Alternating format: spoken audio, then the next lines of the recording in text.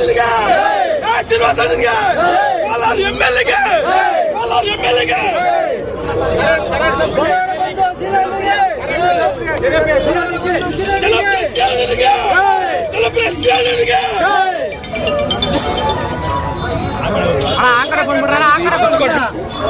Kolar SNR ಆಸ್ಪತ್ರೆಯಲ್ಲಿ ತನ್ನ ಸ್ವಂತ ಖರ್ಚಿನಿಂದ ಆಟೋ ರಿಕ್ಷಾ ನಿಲ್ದಾಣವನ್ನು ಮಾಡಿ ಚಾಲಕರಿಗೆ ಸೌಲಭ್ಯ ಒದಗಿಸಿಕೊಟ್ಟಿರ್ತಕ್ಕಂಥ ನಮ್ಮ ಶ್ರೀನಿವಾಸ್ ಅವರಿಗೆ ಅಭಿನಂದನೆಗಳನ್ನು ಸಲ್ಲಿಸುವ ದೃಷ್ಟಿಯಲ್ಲಿ ಇವತ್ತು ನಾವು ಒಂದು ಬೃಹತ್ ಹಾರವನ್ನು ಹಾಕಿ ಅಭಿನಂದನೆ ಸಲ್ಲಿಸ್ತಾ ಇದ್ದೀವಿ.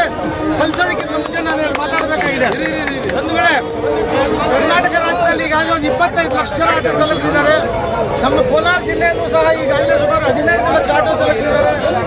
ಕೋಲಾರದಲ್ಲೂ ಸಹ 3,000 ಜನ ಆಟೋ ಚಾಲಕರಿದ್ದಾರೆ. 1983ರಲ್ಲಿ ಮೊದಲನೇ ಬಾರಿಗೆ ಕೋಲಾರ 1983ರಲ್ಲಿ ಆಟೋ ಚಾಲಕರ ಸಂಘವನ್ನ ಪ್ರಾರಂಭ ಮಾಡಿ ನಾನು ಆಗ್ತಾನೆ LLB ಮುಗಿಸ್ಕೊಂಡು ಬಂದಿದ್ದೆ.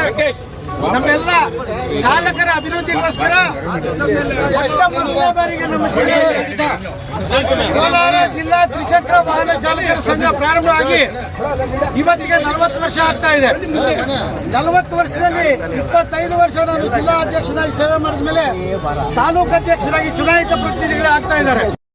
ಈ ಸಂದರ್ಭದಲ್ಲಿ ಕರ್ನಾಟಕ ಸರ್ಕಾರ ಚಾಲಕರಿಗೋಸ್ಕರ ಅನೇಕ ಯೋಜನೆಗಳನ್ನು ರೂಪಿಸಿದೆ. ಆ ರೂಪಿಸಿರೋ ಯೋಜನೆಗಳು ಈಗಾಗಲೇ ನಾನು ಹೇಳ್ದಂಗೆ ಚಾಲಕನಿಗೆ ಪಿಂಚಣಿ ದೊರೆಯುತ್ತಾ ಇದೆ, ಡೆತ್ ಫಂಡ್ ದೊರೆಯುತ್ತಾ ಇದೆ, ಮಕ್ಕಳ ವಿದ್ಯಾಭ್ಯಾಸಕ್ಕೆ ಹಣಕಾಸು ದೊರೆಯುತ್ತಾ ಇದೆ. ಅವ್ರಿಗೆ ಯಾವುದಾದ್ರೂ ರೀತಿಯಲ್ಲಿ ಕೊರತೆ ಉಂಟಾದಲ್ಲಿ ಹೊಸ ಆಟೋ ರಿಕ್ಷಾ ಬೇರೆ ಬೇರೆ ಯೋಜನೆಗಳು ದೊರೆಯುತ್ತಾ ಇದೆ. ಬಂಧುಗಳೇ, ಇವತ್ತು ಇದೆಲ್ಲ ಒಂದು ಕಡೆ ಆದರೆ ಶ್ರೀನಿವಾಸ್ ಅವರು ತನ್ನ ಸ್ವಂತ ಖರ್ಚಿನಿಂದ ಆಟೋ ನಿಲ್ದಾಣವನ್ನು ಮಾಡಿ ಬರಬೇಕು, ಕೋಲಾರ ನಗರವನ್ನ ಬೇರೆ ಬೇರೆ ರೀತಿಯಲ್ಲಿ ಅಭಿವೃದ್ಧಿ ಮಾಡಬೇಕು ಅಂತ ಹೇಳ್ತಾ ನಮ್ಮ ಕೋಲಾರ ಜಿಲ್ಲಾ ತ್ರಿಚಕ್ರ ವಾಹನ ಚಾಲಕರ ಸಂಘ ಬೋರ್ಡ್ ಹಾಕಿಲ್ಲಣ್ಣ, ಬೋರ್ಡ್ ಬರ್ಸ್ಕೊಡ್ಬೇಕು. ನಮ್ಮ ಕೋಲಾರ ಜಿಲ್ಲಾ ತ್ರಿಚಕ್ರ ವಾಹನ ಚಾಲಕರ ಸಂಘದ ವತಿಯಿಂದ ಹಾರವನ್ನ ಹಾಕ್ಬೇಕು ಅಂತ ಹೇಳಿ ಮನವಿ ಮಾಡ್ಕೊಳ್ತೇನೆ.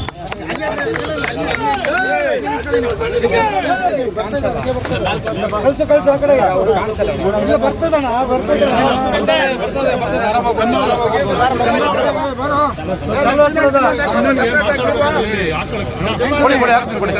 ಈ ಕಡೆ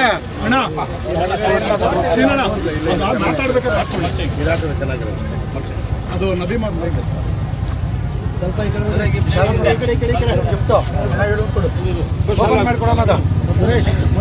ಶಾಲು ಹಾಕ್ರಿ. ನಮ್ಮ ಶ್ರೀನಿವಾಸ್ ಅವ್ರಿಗೆ ನಿತ್ಯ ಕಲ್ಯಾಣ ಪಕ್ಷತೋರಣ ಅಂತೇಳಿ ಶ್ರೀನಿವಾಸ ಕಲ್ಯಾಣವನ್ನ ನಾನು ಅವ್ರ ಕೊಡುಗೆಯಾಗಿ ನೀಡ್ತಾ ಇದ್ದೀವಿ. ಸ್ವಾಮಿ ಆ ಶಾಲು ಹಾಕಿ, ಶಾಲು ಹಾಕಿ ಮೇಲೆ ಇದ್ದೀರಲ್ಲ, ಹಾಕಿ ಆರಾಮಾಗಿ.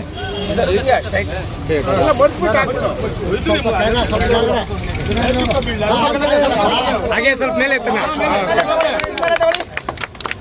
ಒಂಚೂರು ಮೇಲೆ ಸಾಕು ಬಿಸಿಲೋಡಿ.